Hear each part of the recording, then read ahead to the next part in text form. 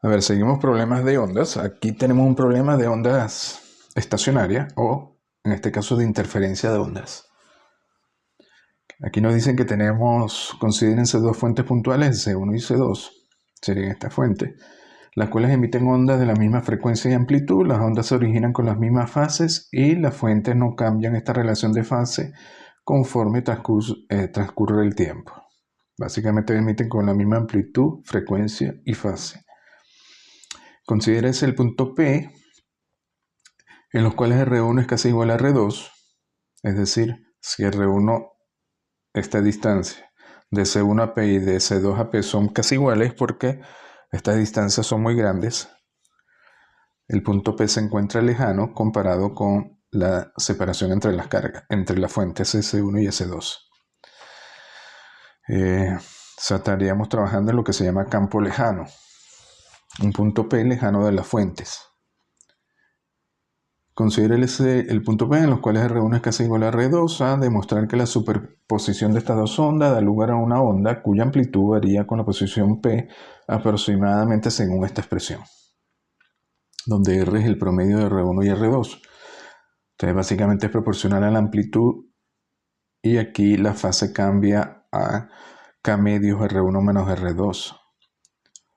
Y luego ve a continuación demostrar que la anulación total ocurre en R1 menos R2 igual N más 1 medio lambda, en donde N es un número entero y que el reforzamiento total ocurre en R1 menos R2 en el lambda. Esto es simplemente trabajar con el coseno, donde se anula y donde es máximo. Luego nos dicen el lugar geométrico de aquellos puntos cuya diferencia de distancia a dos puntos fijos es constante. Es una hipérbola cuyos focos son los puntos fijos. En consecuencia, cada valor de n determina una línea hiperbólica de interferencia constructiva para acá. Bueno, interferencia constructiva sería acá el reforzamiento y otra línea hiperbólica de interferencia destructiva que serían los nodos. En aquellos puntos en los que R1 y R2 no son iguales, como en la cercanía de las fuentes, las amplitudes de ondas provenientes de C1 y S2 no serán iguales y el anulamiento solo será parcial.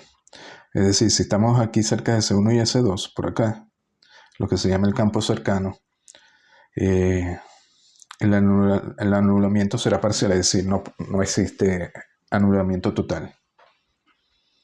Bueno, aquí simplemente es trabajar con los problemas de interferencia, trabajar con la geometría y con las trigonometrías, con las identidades trigonométricas. Tenemos S1 y S2, R1, tenemos R2 al punto P. Este vector que va de S1 a S2 es R1 menos R2. Salimos de aquí, R1 menos R2 más R2 nos tiene que dar efectivamente R1. Sería S2. Y luego aquí nos dicen que R toma el promedio. Lo que hacen es básicamente, para simplificar la trigonometría, como vamos a ver más adelante, tomamos R justo en la mitad entre S1 y S2. Así que este vector hacia arriba sería R2 menos R1 entre 2. Y R2 menos R1 entre 2 más R1 da R2. Perdón, daría R. Daría R2 entre 2 más R1 entre 2. Que eso sería R. Bueno, aquí los vectores R1 se puede escribir como R1 más R2 menos R2, porque esto se da con este.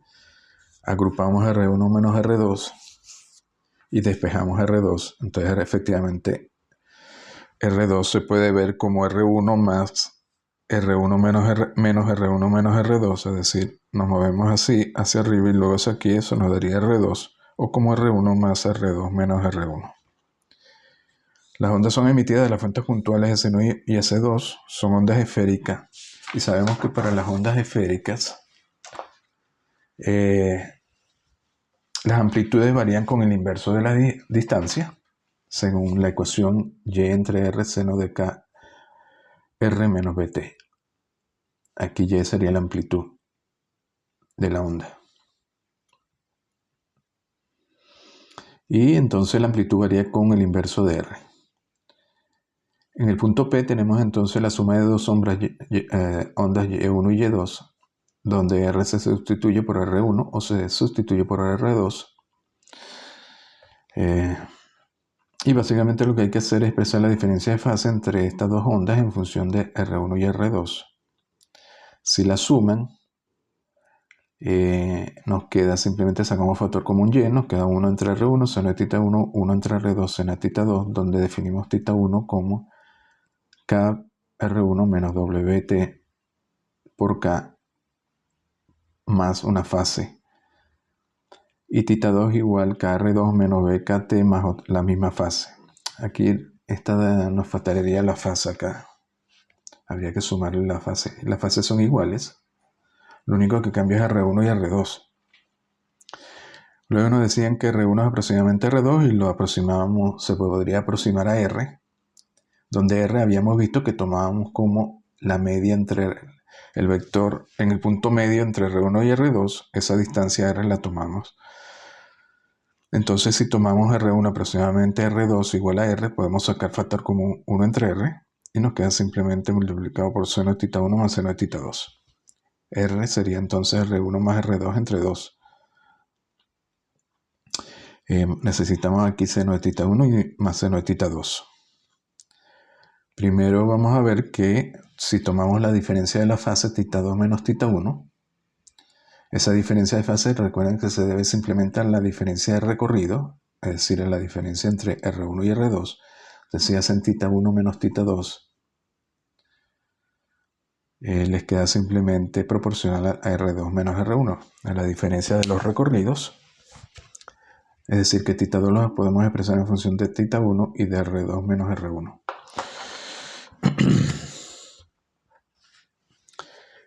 Luego, entonces, la suma es de θ 1 más seno de θ 2. Ponemos aquí θ 2 para que quede en función de θ 1. Entonces tendríamos seno de θ 1 menos seno de θ 1 más, aquí definimos phi como KR2 menos R1.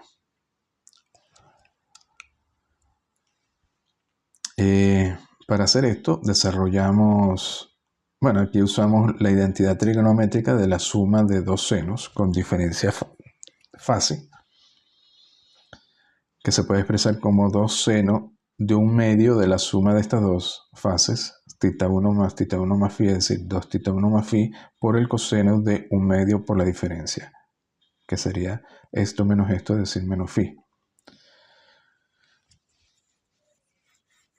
Y al final se puede expresar de esta forma. Te queda 2 coseno de phi medio, seno de θ 1 más phi medio. Luego, bueno, si R2 es aproximadamente R1, y como phi lo habíamos definido como KR2 menos R1, va a ser aproximadamente 0 también. Entonces esto se puede aproximar por el seno de phi medio, el seno de θ 1. Porque aquí esto se puede aproximar por seno. De todas formas, bueno, aquí lo desarrollo. Y le queda, bueno, que esto es aproximadamente seno de θ 1 y por tanto la suma de Y1 más Y2 va a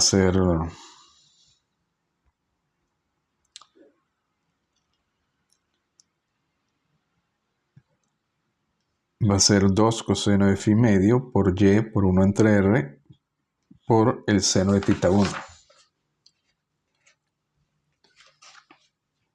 Y por el coseno de phi medio, que es el término que aparece aquí, ¿no? Coseno de phi medio.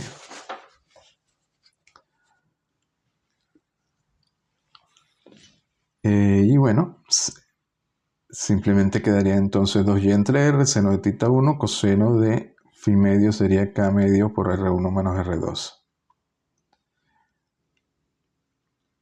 Y por tanto la amplitud sería proporcional, sería este término de aquí que multiplica el seno de θ 1, porque el seno de θ 1 es el que contiene el tiempo, entonces la amplitud viene dado por esto. Por el coseno de 2y entre R, coseno de K medio R1 menos R2. Depende básicamente de la diferencia entre R1 y R2. Y es inversamente proporcional a R.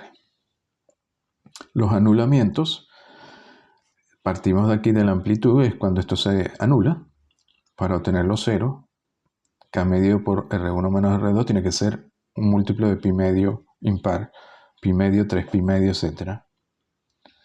Donde n es 1, 3, 5, etc. Y bueno, R1 menos R2, entonces tiene que ser n pi entre K. Y aquí podemos expresar usando KB igual a W y lambda igual a T por B, podemos expresar K como 2pi entre lambda. Y lo colocamos aquí. Entonces nos queda R1 menos R2 igual a N por lambda medio, donde N es impar. Ahora también lo podemos hallar expresando que esto sea igual a pi por N más un medio, donde N es cualquier entero positivo.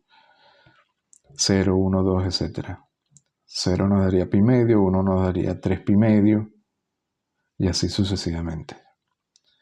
Hacemos la misma álgebra, y entonces lo podemos expresar como lambda por n más un medio, que era lo que nos pedían acá en el enunciado. Y para el reforzamiento es cuando esto es máximo, es decir, esto es 1, y esto ocurre para npi, donde n es cualquier entero partiendo de 0, 0, 1, 2. Aplicamos otra vez el álgebra y nos da que R1 menos R2 tiene que ser n lambda, donde n es 0, 1, 2, 3, etc. A ver, vamos a ver otro problema acá.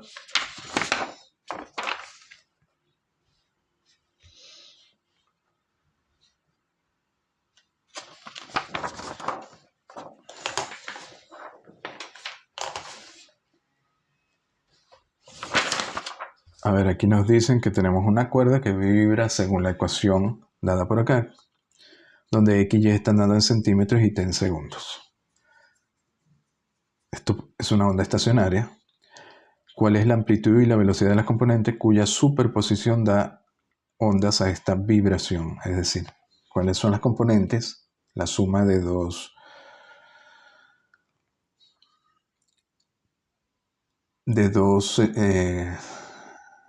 ondas viajeras que dan esta onda estacionaria con esta frecuencia de 40 pi y con este K de pi tercio.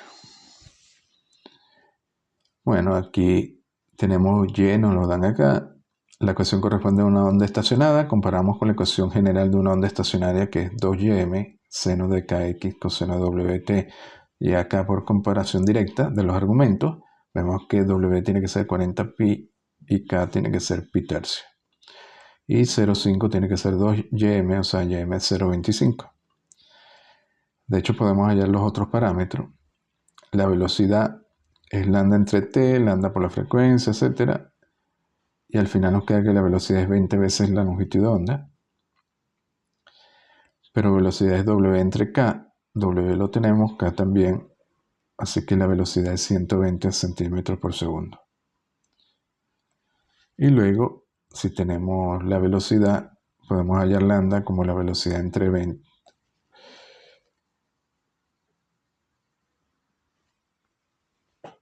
Entonces lambda sería velocidad entre 20, es decir, 6, y lambda medio sería entonces 3 centímetros.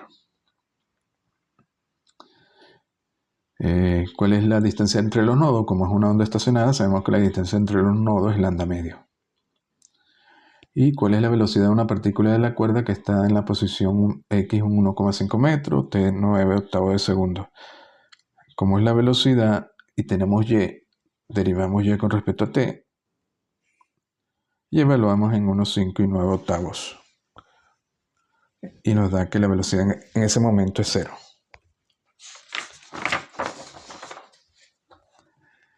A ver, este tiene que ver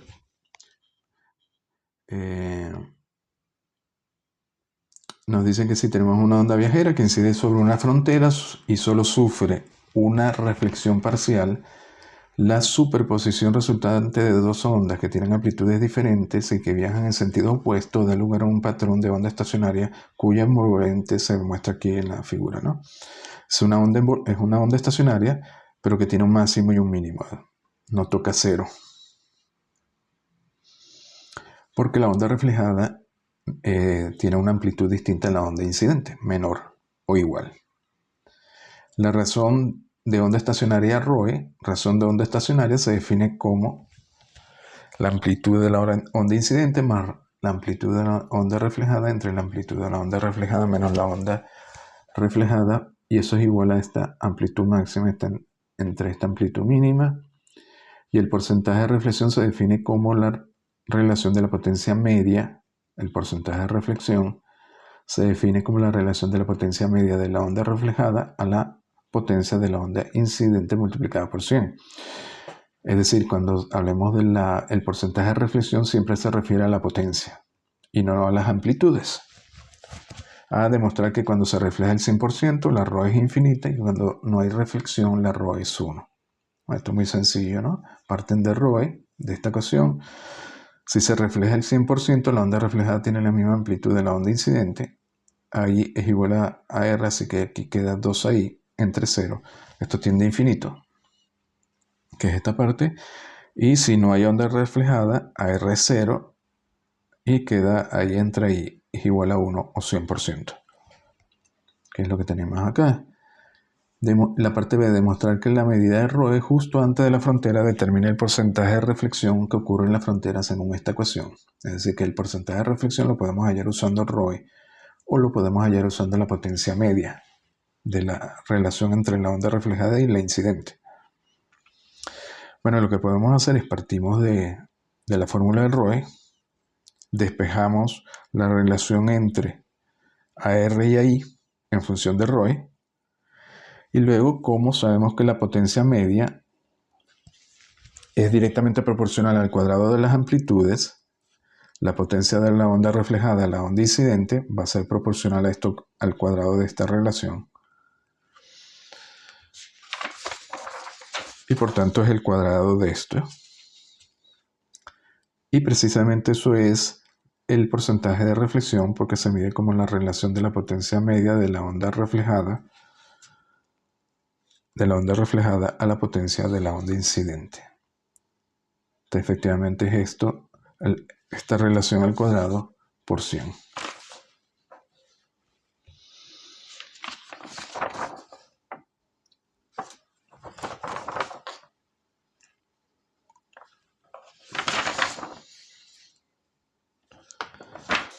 A ver, aquí tenemos otro problema. Este tiene que ver con la función de onda viajera. Nos dicen, directamente derive la función de onda viajera, que es una función de xt, es decir, una función de x más el módulo de la velocidad de la onda por t, para un pulso de onda que viaja a velocidad módulo de v en la dirección x negativo, por eso aparece el signo más acá. Uso un argumento para un observador O' moviéndose en la dirección x negativo. Esto tiene que ver con marcos de movimiento relativo.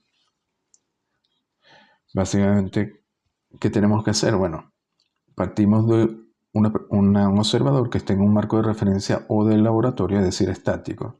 ¿Qué es lo que él ve? Bueno, él vería a la onda que se está moviendo con velocidad módulo de v en el eje x negativo hacia la izquierda, y por tanto él diría que tiene una función de onda y igual una función de xt. Las coordenadas para él son x, y y t. Él ve una onda que se mueve hacia la izquierda. Si nos ponemos un observador en un marco de referencia O' que está viajando con la onda, es decir, él está viajando con la onda a velocidad módulo de v respecto de O.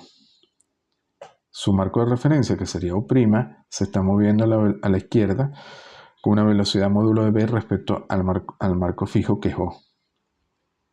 ¿Y qué es lo que él vería con respecto a la onda? Bueno, él vería que el pulso, como él está todo el tiempo fijo y se está moviendo con la onda se mueve, pero el marco de referencia también se mueve, él siempre vería la misma forma de onda.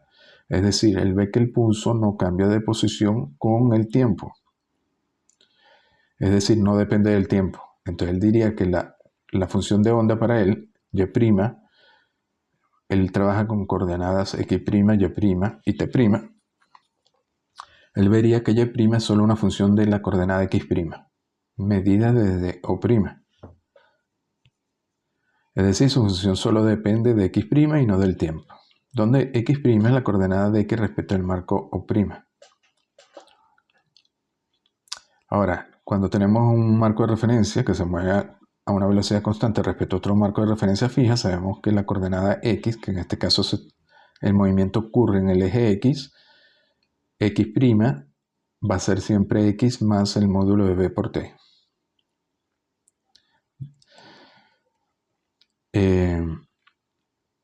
Ahora, eso es x'. ¿Y qué pasa con lo que ve y'? Fíjense que para y' él ve lo mismo que lo que ve el marco de referencia O.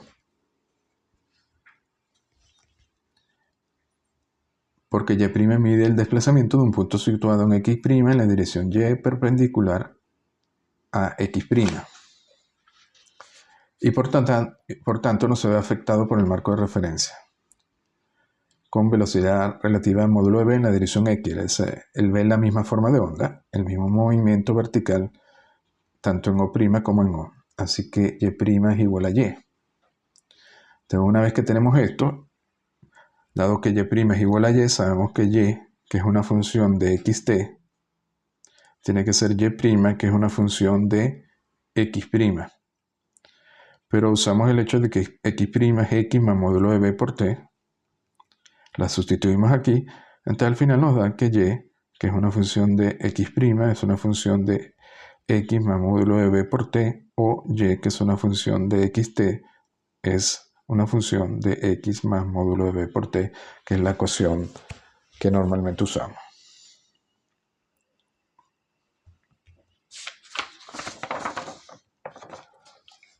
A ver, por último vamos a ver estos dos problemas. Tenemos aquí, nos dicen que pruebe que la potencia promedio transmitida por una onda sinusoidal en una cuerda viene dado por esta ecuación. Esto ya lo habíamos visto, donde μ es la masa por unidad de longitud y c es la velocidad de la onda. Utiliza argumento de energía en vez de argumento mecánico. Habíamos llegado a esta ecuación usando análisis del movimiento mecánico, que la potencia promedio en el tiempo era proporcional a la frecuencia al cuadrado, a la amplitud al cuadrado, a la densidad y a la velocidad. Ahora vamos a usar argumentos de energía. A ver, sabemos que cualquier longitud de onda infinitesimal de L ejecutará un movimiento armónico simple de amplitud A, frecuencia W. Sabemos que la masa de ese elemento sería aproximadamente μ de x. Y la energía cinética máxima, aquí esto es algo ya conocido. Si tenemos un movimiento armónico simple, lo vimos en vídeos anteriores, la energía cinética máxima es proporcional a la masa, a la frecuencia al cuadrado y la amplitud al cuadrado multiplicado por un medio. Solo que aquí la masa es un diferencial de masa. Entonces nos queda que la energía cinética máxima va a ser un medio de dm w cuadrado al cuadrado para este elemento de x. dm lo podemos sustituir por μ de x. Ahora, esta energía, como se trata de una onda y no hay absorción, siempre es transmitida y van a ser transmitidas los demás elementos de masa μ de x, que están a su izquierda o a su derecha. Si la onda se mueve a la izquierda, serían los elementos que están a su izquierda. Entonces, la onda va a ir transmitiendo esa energía a los elementos de masa μ de x, más allá del punto en el cual se encuentra el pulso en un momento dado t. Después de un tiempo t, toda esa energía habrá recorrido una longitud, es decir, la onda que va recorriendo una distancia, va recorriendo una longitud, va transmitiendo su energía a los puntos de la cuerda y los mueve verticalmente. Por tanto, realiza trabajo y le transmite energía. La distancia que recorre o la distancia de cuerda que se ve afectada va a ser c por t, donde c es la velocidad de la onda. Entonces, la energía total que le está transmitiendo la onda a la cuerda será la suma de la energía total en el elemento de longitud L, porque todos los elementos, la onda realiza trabajo sobre todos los elementos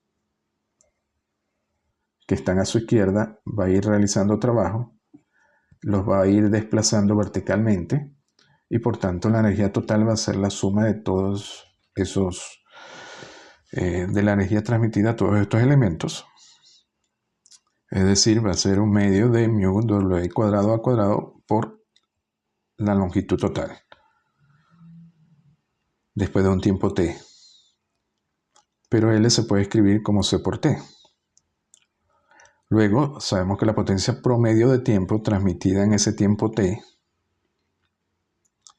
como es la potencia transmitida en un tiempo T, sabemos que es la energía total transmitida dividida por ese tiempo, porque es de energía por unidad de tiempo, si queremos una potencia promedio en el tiempo.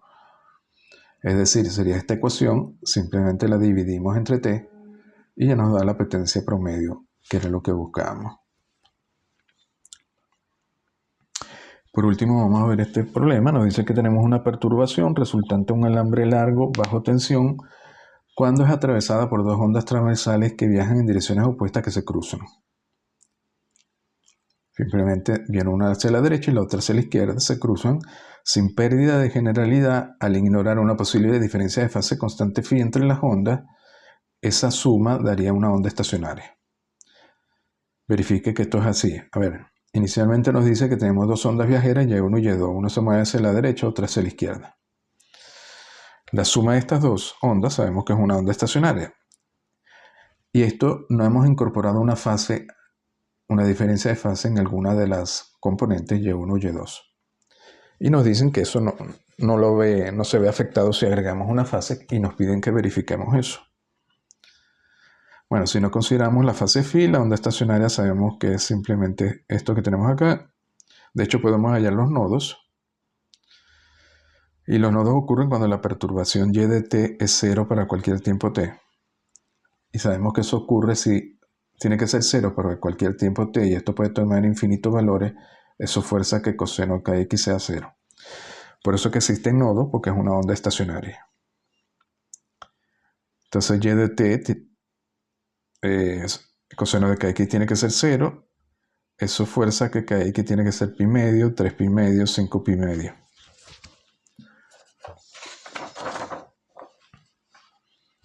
De hecho, podemos ver cuánto están separados los nodos. K por delta x, pues solo hay que tomar la diferencia entre dos nodos, porque esa diferencia se mantiene. Entre este y este sería entre 3 pi medio y pi medio, y da una diferencia de pi. Sustituimos K por 2pi entre lambda y nos da lo que ya sabíamos, que la diferencia entre dos nodos es lambda medio. Cada media onda hay un nodo. Ahora, bueno, vamos a agregarle la fase phi a ver qué obtenemos. Es decir, a esta componente le agregamos la fase phi.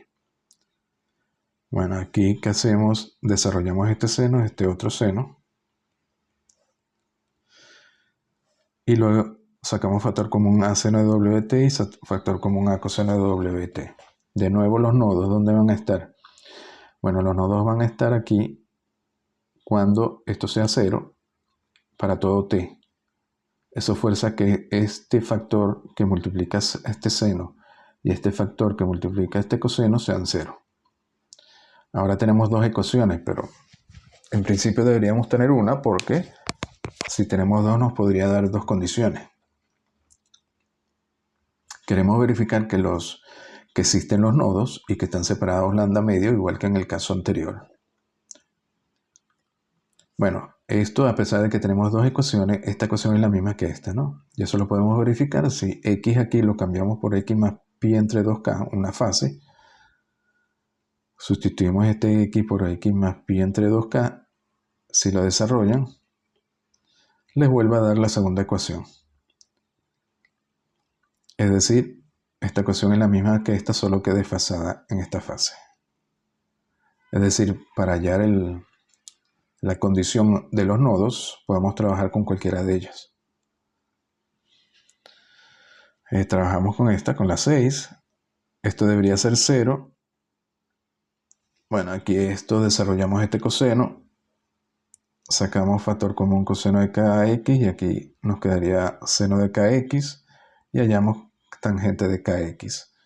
Es decir, que kx tiene que ser la tangente a la menos 1 de esto.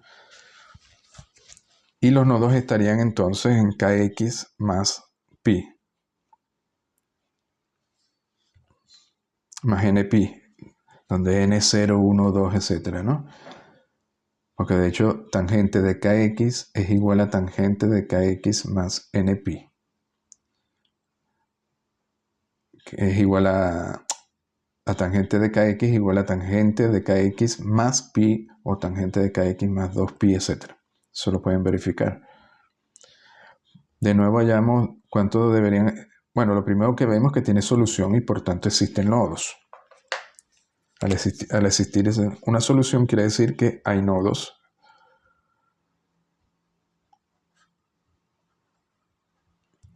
Y si hay nodos, es una onda estacionaria. Y los nodos, ahora podemos hallar la distancia entre los nodos. Bueno, un nodo estaría en tangente a la menos 1 de esto, más pi, y el otro en la tangente a menos 1 de esto. Y efectivamente nos da pi, y de aquí sacamos que delta x igual que antes da lambda medio. Entonces, básicamente la fase fin solo afecta la ubicación de los nodos en el eje x, y no el hecho de que no afecta la forma de la onda resultante, que sigue siendo estacionaria. Bueno, lo dejamos hasta aquí.